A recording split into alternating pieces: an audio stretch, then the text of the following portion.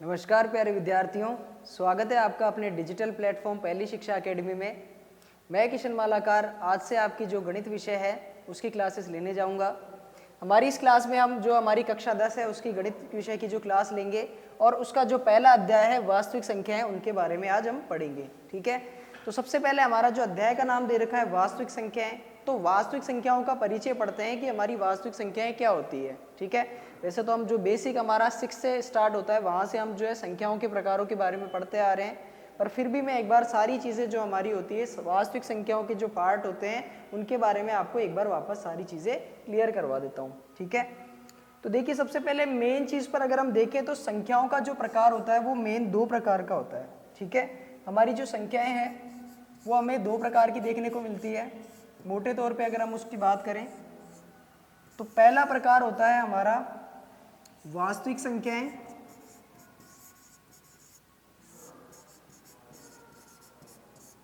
और इनके अलावा एक प्रकार होता है हमारा संख्याओं का काल्पनिक संख्याएं। ठीक है,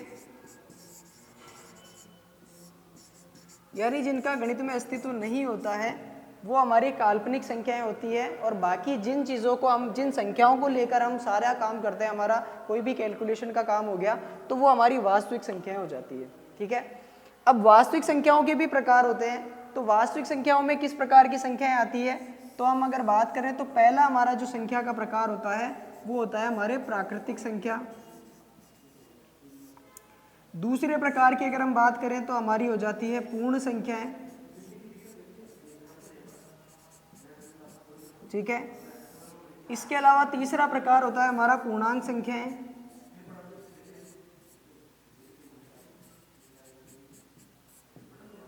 इसके आगे आती है हमारे परिमेय संख्याएं और उसके अलावा अपरिमेय संख्याएं।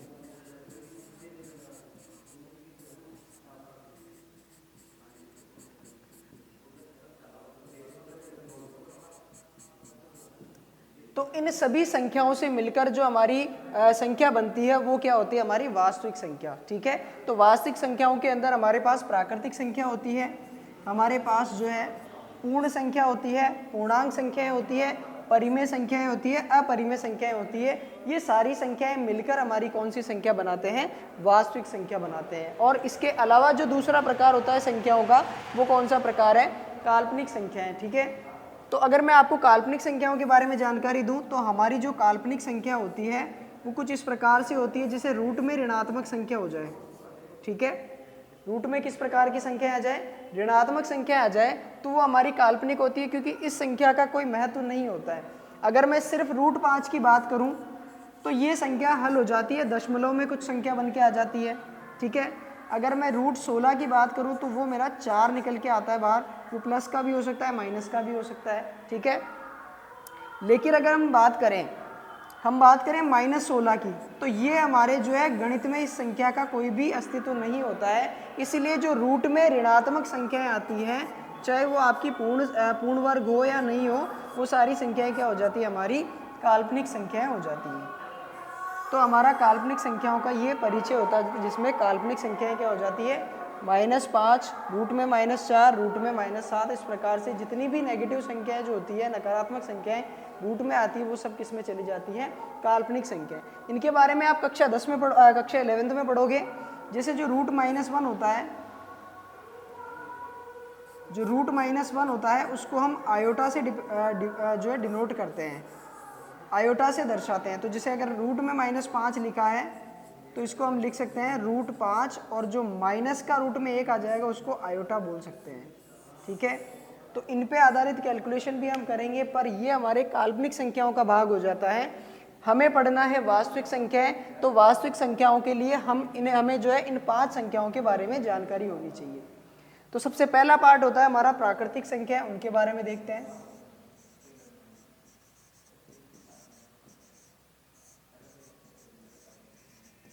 प्राकृतिक संख्याओं को जो है कैपिटल N से दर्शाते हैं। N यानी नेचुरल नंबर होते हैं हमारे ये। ठीक है, तो नेचुरल नंबर कौन से होते हैं, प्राकृतिक संख्याएं कौन सी होते हैं, उनके बारे में हम बात करते हैं। तो हमारी प्राकृतिक संख्या वे संख्याएं होती है जिनका उपयोग हम किसी भी वस्तुओं की गणना या किसी भी चीज़ों की गणना करने के लिए प्राकृतिक रूप से यूज में लेते हैं, वो संख्या हमारी प्राकृतिक संख्याएं होती है। अब प्राकृतिक रूप से गणना हम किन चीज़ों की करते हैं? अगर किसी क्लास में विद्यार्थी बैठे हैं तो उनकी गणना अगर हमें करने के लिए कहा जाए तो हम शुरुआत 1 से करते हैं। हम कभी भी 0 से स्टार्ट नहीं करते। हमारी जो गणना की जो शुरुआत होती है, गणना करने के लिए हम जिससे शुरू करते हैं वो पहली संख्या हमारी 1 होती है। तो हम 1 से शुरू करते हैं। 1, 2, 10, 15, 25 जितने भी स्टूडेंट होंगे तो वो हमारे कक्षा में विद्यार्थियों की संख्या आ जाएगी। तो हमने गणना के लिए जिन संख्याओं का प्रयोग किया है वो हमारी कौन सी हो जाती है? प्राकृतिक संख्याएं हो जाती है। ठीक है, तो हम कह सकते हैं कि जो प्राकृतिक संख्याएं होती हैं उनकी शुरुआत कहाँ से होती है?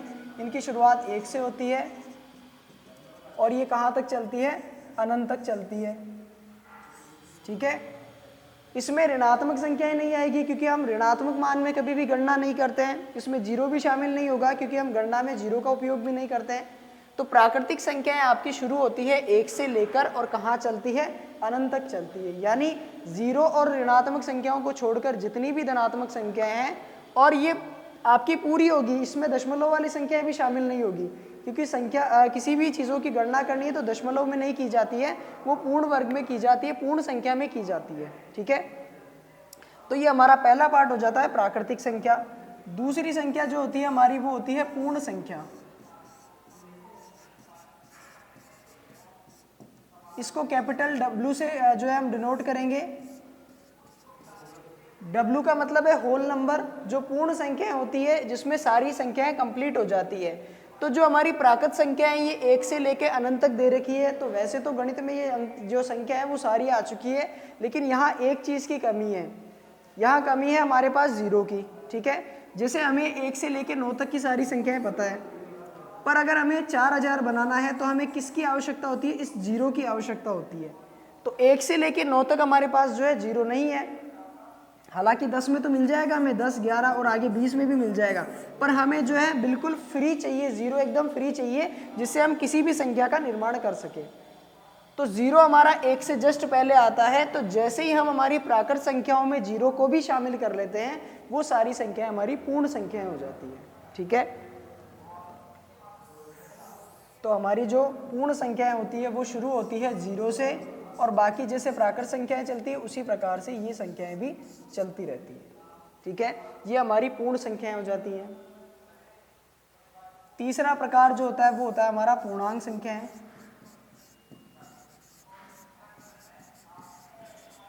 पूर्णांक संख्याएं को बोलेंगे हम इंटीजर i से। ठीक है, पूर्णांक संख्याएं शब्दों से पता चल रहा है, इसके नाम से पता चल रहा है कि जिन अंकों का मान पूर्ण होगा वो हमारे पूर्णांक संख्याएं कहलाएगी। ठीक है, तो पूर्णांक संख्याएं कौन कौन सी हो सकती है? पूर्णांक संख्याएं हमारी धनात्मक भी हो सकती है और ऋणात्मक भी हो सकती है। बस हमें ध्यान इस बात का रखना है कि संख्या का अंक पूर्ण होना चाहिए, दशमलव में नहीं होना चाहिए। ठीक है, ना किसी भिन्न के रूप में होना चाहिए। तो उस प्रकार की संख्या हमारी कौन सी हो जाएगी? पूर्णांक संख्या है। तो इसमें हमारे पास जो होगी ऋणात्मक संख्याएं भी शामिल होगी। तो ये संख्या हमारी इस प्रकार से हो जाती है।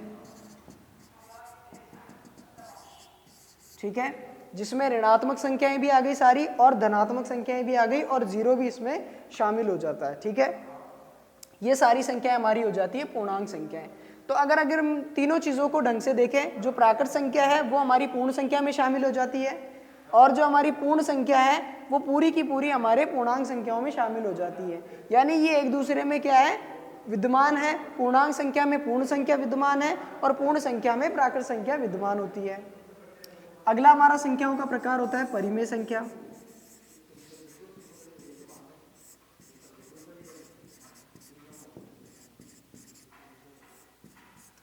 देखिए, परिमेय संख्या वो होती है जिसका रूप हम p/q के रूप में बना सकते हैं। ठीक है, p/q का मतलब हो गया कि दो संख्याएं अगर आपको भिन्न में नजर आए, अंश और हर के रूप में नजर आए, तो वो आपकी कौन सी हो जाती है?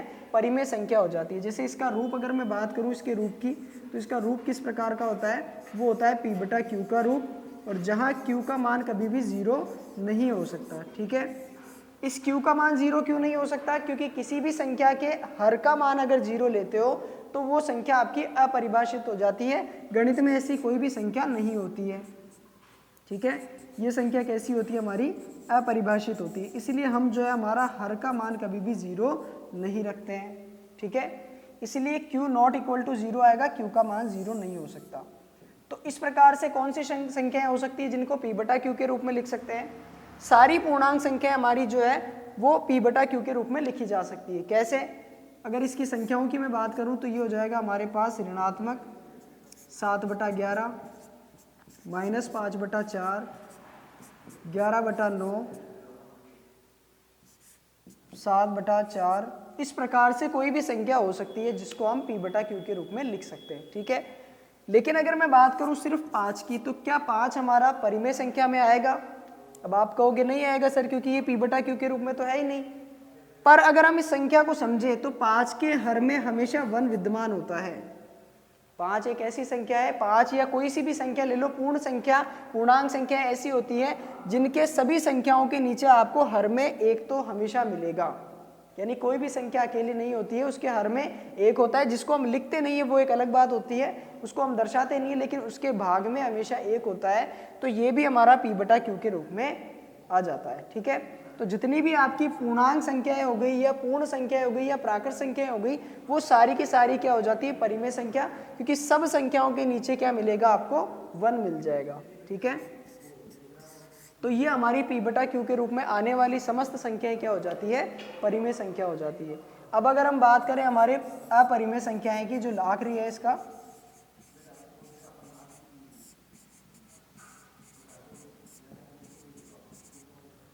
अपरिमेय संख्या, तो वे संख्याएं जिनको p बटा क्यू के रूप में नहीं लिख सकते।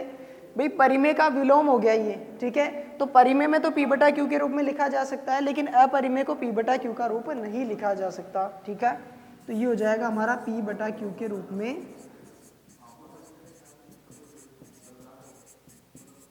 व्यक्त नहीं किया जा सकता।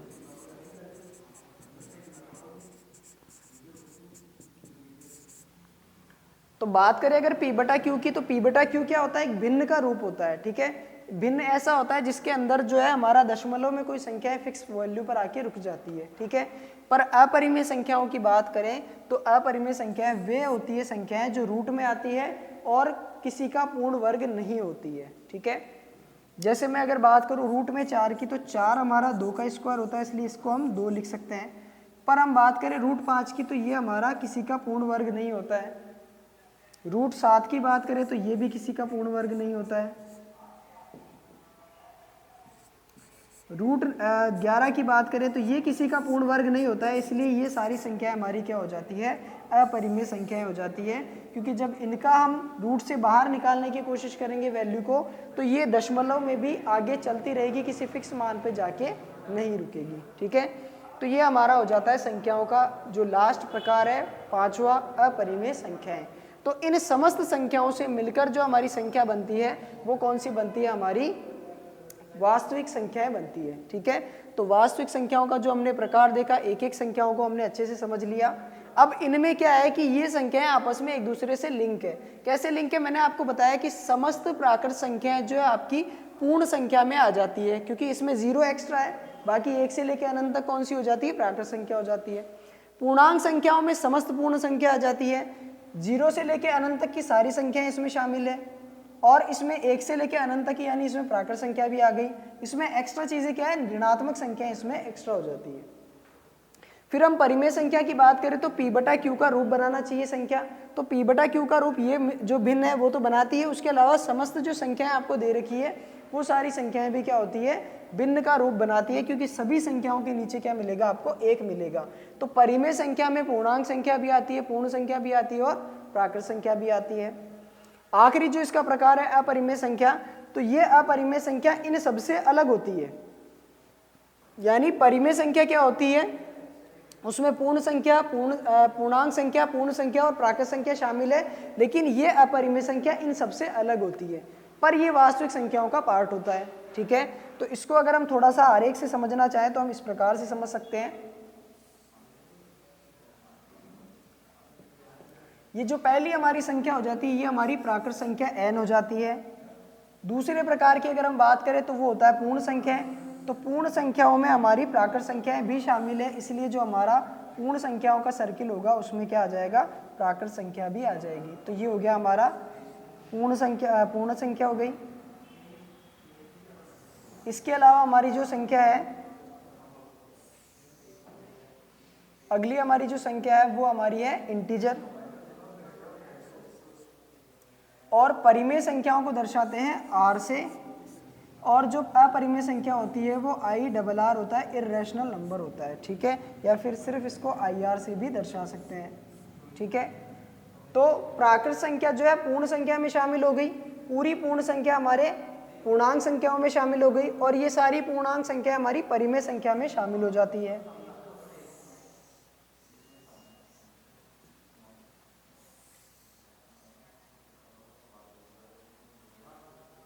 ये सारी संख्या हमारी जो है पूर्णांक जो परिमेय संख्या है यानी रेशनल नंबर उसमें शामिल हो जाती है, ठीक है। तो एक अलग प्रकार यहाँ हमारे पास रह जाता है, ये हमारा अपरिमेय संख्याओं का रह जाता है, ठीक है। पर ये सभी संख्याएं मिलकर हमारी कौन सी संख्याएं बनाती है, ये सभी संख्याएं मिलकर जो है हमारी वास्तविक संख्याएं बनाती है।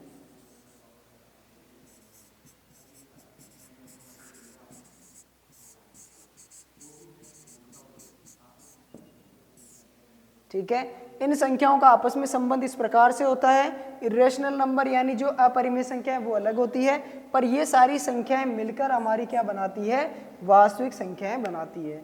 तो ये हमारे संख्याओं का परिचय हो जाता है। जो हमारा चैप्टर का नाम है वास्तविक संख्याएं, उसके बारे में हमें पता होना चाहिए। संख्याओं का मोटे तौर पे विभाजन करें तो वास्तविक और काल्पनिक संख्याएं होती है। काल्पनिक संख्याएं ऐसी संख्याएं होती है जिसका गणित में अस्तित्व नहीं होता है, तो सिर्फ कैलकुलेशन में जो हमारी संख्या काम में आती है वो वास्तविक संख्याएं आती है। सभी पार्ट को हमने अलग अलग देख लिया, ये हमारी सारी क्या हो जाती है, वास्तविक संख्याओं के भाग हो जाते हैं। अब इनके अलावा कुछ और संख्याएं होती है हमारे पास, वो कौन सी संख्याएं होती है तो उनकी बात कर लेते हैं। हमारे पास होती है अभाज्य संख्याएं और एक आती है भाज्य संख्याएं। तो अभाज्य संख्या की अगर हम बात करें तो अभाज्य संख्याएं वे संख्याएं होती है जो किसी दूसरे नंबर से विभाजित नहीं होती है। यानी अगर मैं 2 की बात करूं तो 2 में सिर्फ 2 का भाग जा सकता है, उसके अलावा किसी और संख्या का भाग नहीं जा सकता। फिर हम बात करें 3 की तो 3 में भी सिर्फ 3 का भाग जाएगा, लेकिन 4 की बात करें तो 4 में 4 का भाग जाता है और 2 का भी भाग जाता है। तो मैंने पहली संख्या ली है 2, तो उसका जो गुणनफल हो जाएगा वो हो जाएगा 2 गुणा 1, यानी जो 2 के गुणनखंड की अगर मैं बात करूं तो वो कितना आ जाएगा, 2 गुणा 1।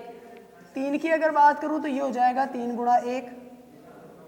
यानी अभाज्य संख्याओं को हम कह सकते हैं कि वे संख्याएं जिनके सिर्फ 2 गुणनखंड हो, एक तो वो संख्या खुद होगी और एक क्या होगा, 1 होगा। एक तो वो संख्या खुद हो सकती है और दूसरा क्या होगा, 1 होगा। अब जैसे अगर हम 4 की बात करें तो 4 हमारा हो जाता है 2 गुणा 2, और इसके अलावा इसको लिख सकते हैं 4 गुणा 1। तो इसके गुणनखंड में 4 भी आ रहा है, 2 भी आ रहा है और 1 भी आ रहा है, तो 2 से ज़्यादा गुणनखंड रखता है, इसलिए ये हमारा अभाज्य संख्या में शामिल नहीं होता है। तो 2 की बात कर ली, 3 की बात कर ली, इसके बाद में 5 को अगर हम ले तो ये 5 गुणा 1 हो जाता है। 6 नहीं ले सकते क्योंकि 2 तिया 6 होता है, उसके गुणनखंड ज़्यादा हो जाएंगे। इसके बाद आता है 7, तो 7 गुणा 1, ठीक है। इसी प्रकार से आगे अगर हम ले तो 11 हो जाएगा, 13 हो जाएगा, 17, 19, 23, इस प्रकार से जो सारी संख्या है वो हमारी अभाज्य संख्याएं हो जाती है। तो यहाँ लिख लेते हैं अभाज्य संख्याएं कौन कौन सी होगी। इनकी शुरुआत 2 से होगी,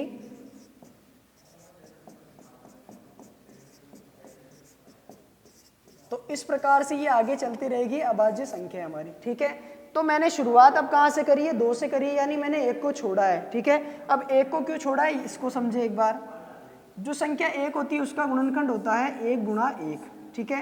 तो इसका मतलब आप कहोगे कि सर देखो ये 1 तो खुद के पहाड़े में आता है और 1 के पहाड़े में आता है, तो यहाँ गुणनखंड तो 1 ही हुआ ना भाई। जो 1 का गुणनखंड है वो कितना हुआ, 1 ही हुआ। पर अभाज्य संख्या ये कहती है कि कम से कम 2 गुणनखंड आपको चाहिए, एक तो वो संख्या खुद हो सकती है और एक उसके साथ 1 आना चाहिए। तो वो संख्या हमारी अभाज्य संख्या में आती है, लेकिन 1 को हम अभाज्य संख्या में शामिल नहीं कर सकते हैं। इसलिए आपको ध्यान देने वाली बात यह है कि जो हमारी अभाज्य संख्याओं की शुरुआत होती है वो 2 से होती है और इस प्रकार से आगे चलती रहती है। और अगर हम इस चीज़ को ढंग से देखें तो 2 एक ऐसी सम संख्या है जो अभाज्य संख्या भी होती है, ठीक है। बाकी इनके अलावा जितनी भी आपको अभाज्य संख्याएं दिखेगी वो सारी अभाज्य संख्याएं विषम संख्या होगी, ठीक है। तो एकमात्र 2 ऐसी संख्या है अभाज्य संख्या है जो कि सम होती है, बाकी सारी क्या होती है, विषम होती है। तो अभाज्य संख्याओं के अलावा दूसरी संख्या आती है हमारी भाज्य संख्या।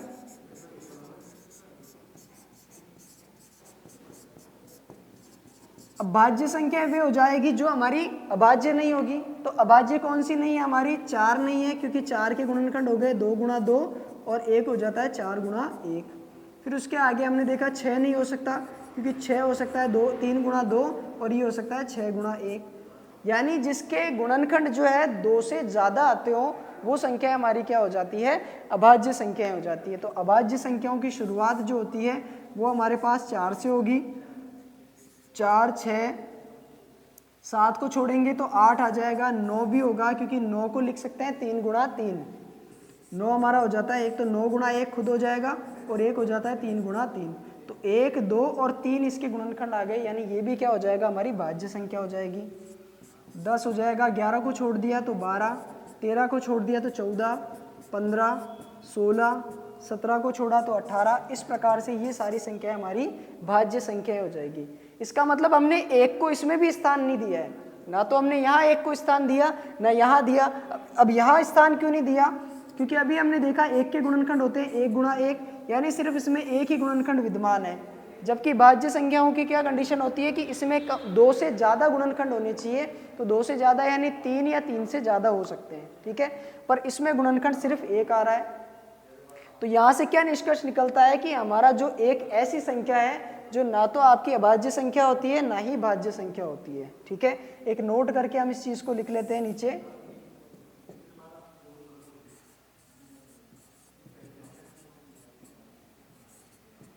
संख्या 1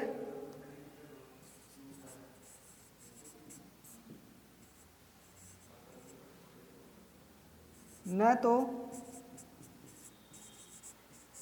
अभाज्य संख्या है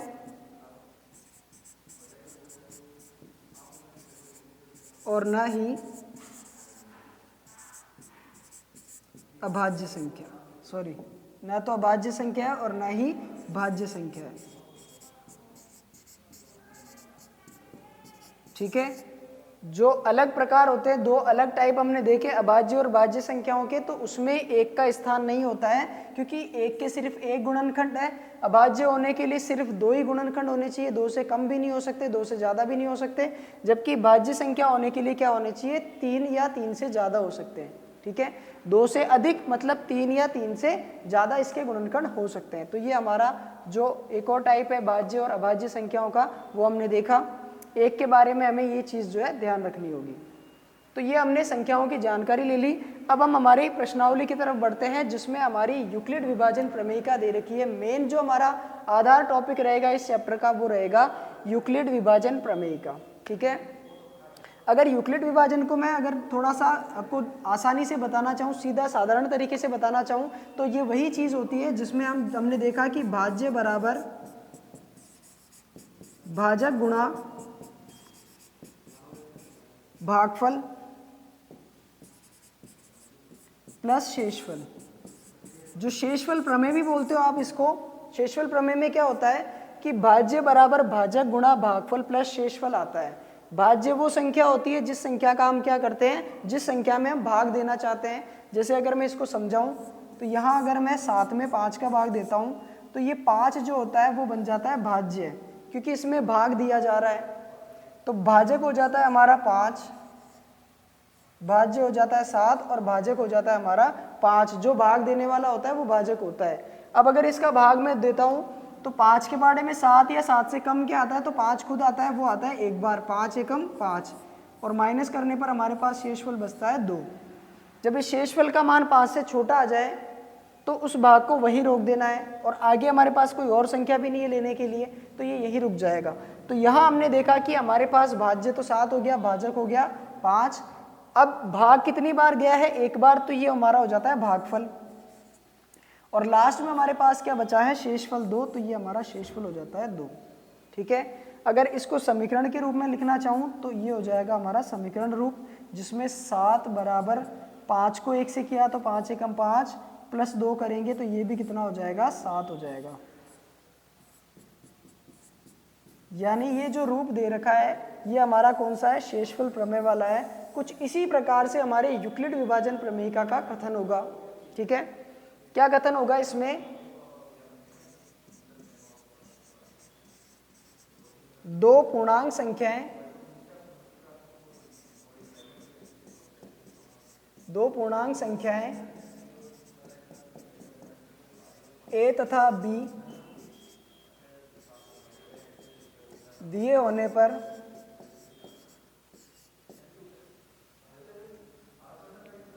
दो पूर्ण संख्याएं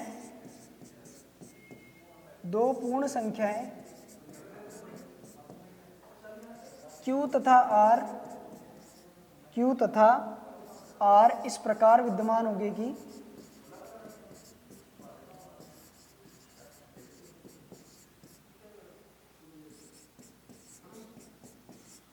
किस प्रकार विद्यमान होंगे?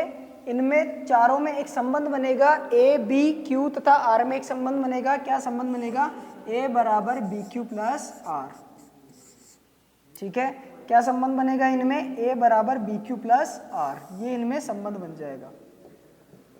अब ये संबंध जो है ये बिल्कुल यही संबंध है जिसमें a हमारा भाज्य हो जाता है, b हमारा भाजक हो जाता है, q हमारा शेषफल हो जाता है, q हमारा भागफल हो जाता है और r हमारा क्या हो जाता है? शेषफल हो जाता है। ठीक है, अब इस r के लिए कंडीशन होती है, क्या कंडीशन होती है?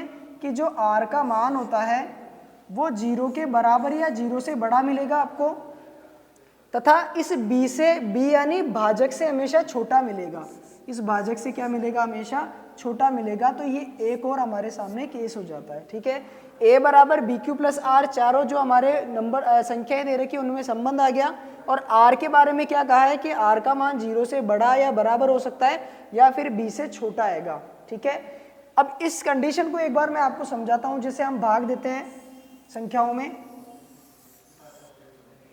तो सबसे पहला भाग अभी हमने देखा था 7 में, हमने भाग दिया 5 का। ठीक है, तो 5 एकम 5, यहाँ शेषफल आया हमारा 2। ये क्या होता है? हमारा r का मान है। और 7 जो है हमारा वो a हो गया, ये हमारा q हो जाता है और ये हमारा क्या होता है? b होता है। ठीक है, तो यहाँ अभी हमने देखा कि r का मान b से छोटा आ रहा है। ठीक है, r का मान क्या आ रहा है? b से छोटा आ रहा है। और अगर हम देखें इसके लिए संबंध, अगर मैं 5 का भाग देता हूँ 15 में, ठीक है, तो 5 के पहाड़े में 15 आता है 3 बार। ये हमारा q हो जाता है और ये तो a दे ही रखा है और ये हो जाता है b। तो यहाँ हमने देखा कि जो हमारा r का मान है वो r का मान कितना प्राप्त हो गया? हमें 0 प्राप्त हो गया, 0 प्राप्त हो गया और b से तो छोटा हमेशा ही मिलेगा। ठीक है,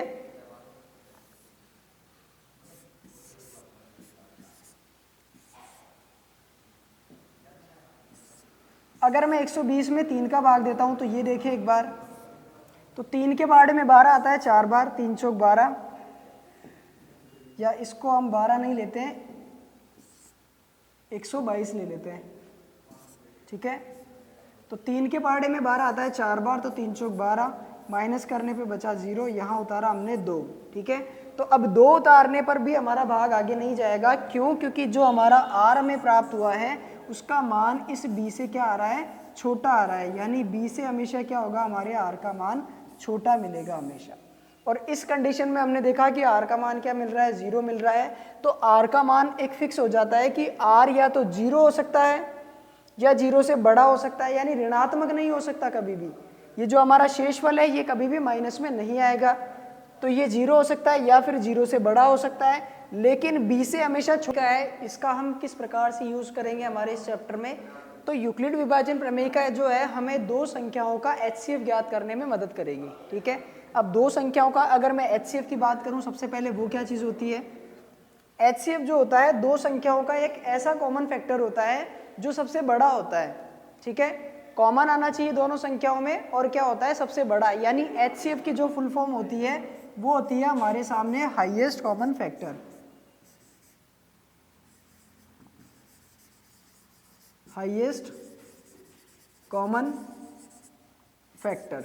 ठीक है, फैक्टर होता है हमारा गुणनखंड। ठीक है, यानी दो संख्याओं का ऐसा गुणनखंड जो दोनों के अंदर कॉमन आता हो और क्या होता हो, सबसे बड़ा होता हो। ठीक है, जैसे दो संख्याएं लेते हैं हम, एक तो हम 455 ले लेते हैं और एक संख्या हम 42 ले लेते हैं। तो इन संख्याओं के अगर मैं HCF की बात करूं तो वो HCF हम कैसे निकाल सकते हैं, दोनों संख्याओं का अभाज्य गुणनखंड करके। ठीक है, दोनों संख्याओं का क्या करेंगे हम, अभाज्य गुणनखंड करेंगे। तो सबसे पहले 455 की बात करें तो ये संख्या ये संख्या जो है हमारी 2 से विभाजित नहीं होगी, क्योंकि पिछला जो अंक दे रखा है वो क्या दे रखा है, विषम अंक दे रखा है।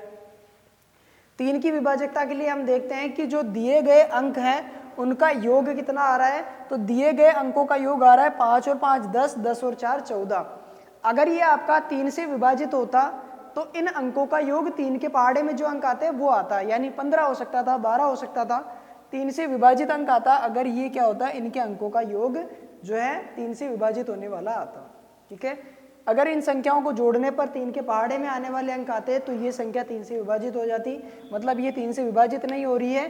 तो अब अगला जो हमारा अभाज्य गुणनखंड होता है वो होता है 5, तो हम इसको 5 से देंगे। तो 5 से जाएगा 5 नाम 45, 5 एकम 5। अब ये 5 से भी नहीं जाएगा तो अगला हमारा जो भाज्य संख्या होती है, अभाज्य संख्या, वो कौन सी होती है, 7 होती है। तो 7 से देते हैं, 7 एकम 7, बचा 2, 7 तिया 21 और 13 खुद एक अभाज्य संख्या है, इसलिए ये चला जाएगा 13 एकम 13। अब हम 42 के अभाज्य गुणनखंड करते हैं। तो अभाज्य गुणनखंड के लिए 42 हमारी सम संख्या है, तो सम के लिए 2 से चला जाएगा, 2 दूनी 4 और 2 एकम 2।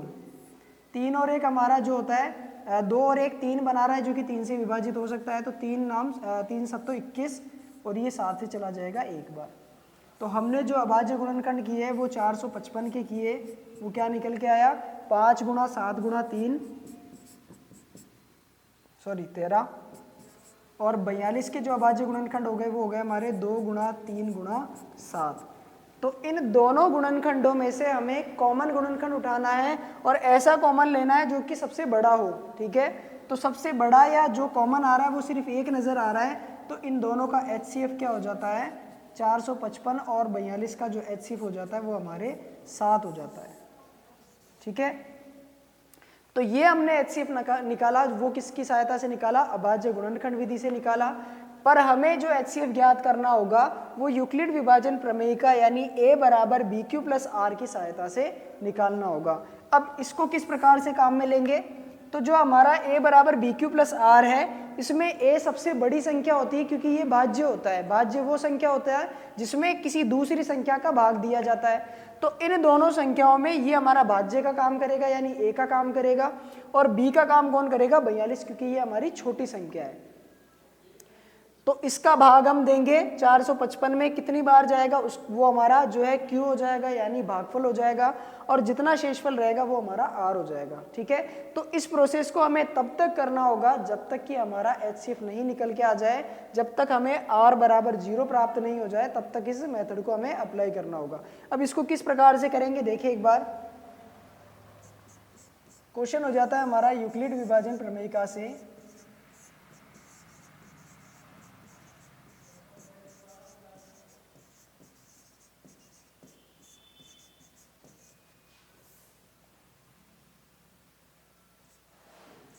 चार 455 तथा 42 का HCF ज्ञात करना।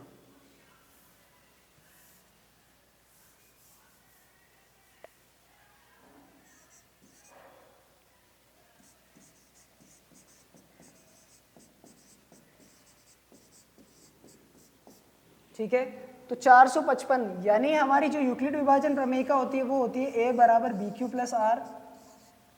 तो हमें A लेना होगा सबसे बड़ी संख्या जो हमारी 455 है उसको, और इसमें B लेना होगा हमारा जो 42 दे रखा है, छोटी वाली संख्या। तो पहला स्टेप हम इसमें अप्लाई करते हैं A बराबर BQ प्लस R के अनुसार। तो A हमारा 455 हो गया और B हमारा 42 हो जाता है। अब यहाँ पे Q और R के लिए हम खाली स्पेस छोड़ेंगे। क्यों? क्योंकि इस समीकरण को संतुष्ट करने के लिए हमें Q और R के मान चाहिए। तो Q और R के मान कब आएंगे? देखो Q तो वो होता है जिसमें इसका भाग जो है ज़्यादा से ज़्यादा कितनी बार जा सकता है, और उसके बाद में शेषफल आना चाहिए जो कि 42 से छोटा आएगा। तो इसको हम करके देखते हैं। 455 में हम भाग देते हैं 42 का, तो वो जाएगा 42 एकम 42। यहाँ से शेषफल बचा हमारे पास 3 और उतारा 5, तो ये 35 हो गया। ठीक है, इसका मतलब जो हमारा या यहाँ पे हमने उतारा 42 एकम 42, यहाँ बचा 3 और ये आ गया 5। ठीक है, तो ये हमारा भाग नहीं जा रहा, यानी भाग खत्म हो गया, तो उसके लिए हमें यहाँ क्या लगाना होगा, 0 लगाना होगा। तो इसका मतलब हो गया कि हमारा जो भाग जाएगा वो कितनी बार जाएगा, 10 बार जाएगा। तो 10 बार में क्या आएगा, 420 आएगा हमारे पास। 10 बार में क्या आएगा, यहाँ पे 420 आएगा।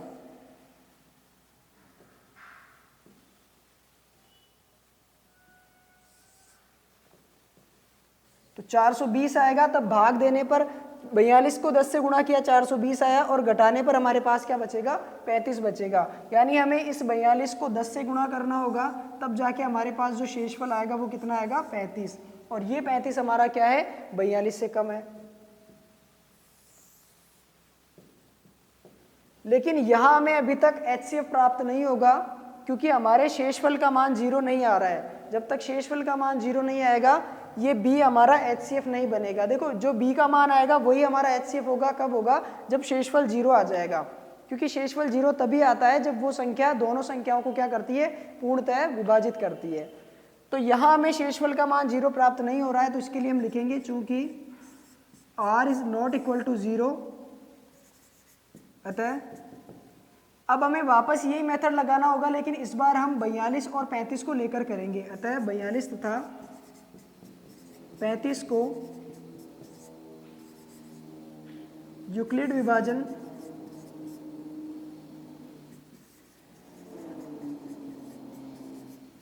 प्रमेयिका से पुनः हल करने पर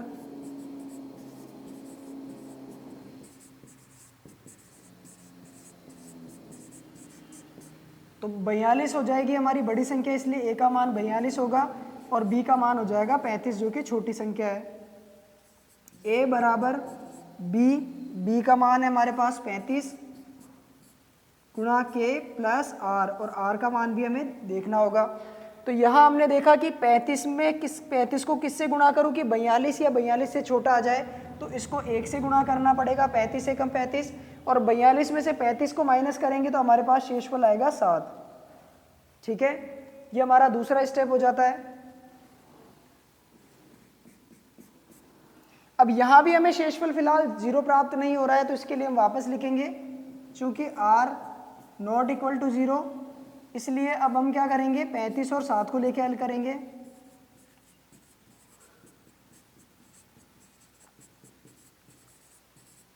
पुनः हल करने पर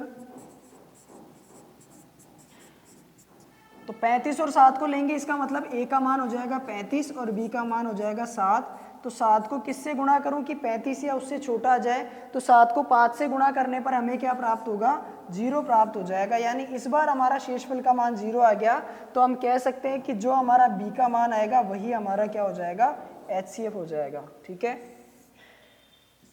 चूंकि R बराबर 0, अतः B बराबर 7 संख्या 455 तथा 42 का HCF होगा। ठीक है, जो B का मान निकल के आएगा वही हमारा क्या हो जाएगा, HCF होगा। हमने पीछे निकाल के देखा था अभाज्य गुणनखंड विधि से, तब भी हमारा HCF जो है 7 प्राप्त हो रहा था। और अगर हम इसको यूक्लिड विभाजन प्रमेयिका से हल करते हैं, और कब तक हल करना है, जब तक हमारे शेषफल का मान 0 प्राप्त नहीं होता। जहां हमें 0 प्राप्त होता है वही हमारा B का मान जो होगा वो क्या हो जाएगा, हमारा HCF हो जाएगा। तो इस प्रकार से यूक्लिड विभाजन प्रमेयिका से हम जो है किसी भी दो संख्याओं का HCF आसानी से ज्ञात कर सकते हैं। बस हमें ध्यान ये रखना है कि हमें शेषफल का मान 0 लाना होगा, जब 0 आ जाएगा तभी हमारा HCF प्राप्त हो जाएगा। ठीक है।